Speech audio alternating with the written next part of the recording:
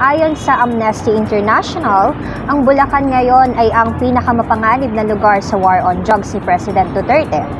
Nananawagan sila sa United Nations na imbestigahan ang mga paratang ng pang-aabuso. 20 ang kaso ng posibleng extrajudicial executions ang natagpuan sa kanilang investigasyon mula Mayo 2018 hanggang Abril 2020. Pero hindi ito tinanggap ng pamahalaan. Inakasahan nila ang ulat ng Amnesty International ng bahagyang pananampalataya. Ayon sa tagapagsalita ni Duterte, ito ay resulta ng illegal na operasyon ng pulisya. Pinatikos niya ang mga kritiko at hinamon pa nga sila na maghain daw ng kaso kung naniniwala silang nilabag ang kanilang mga karapatan.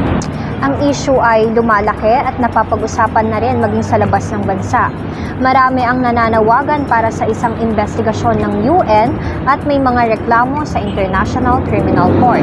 Iba, ang pangako ni Duterte noong 2016 na bawasan ang krimen sa bansa ay naging kontrobersyal dahil nga sa mga insidente ito. Ang Bulacan ay nagtatanong ng seryosong tanong. Ano ang linya sa pagpapatupad ng batas at pagtutuwid sa isang madilim na landas?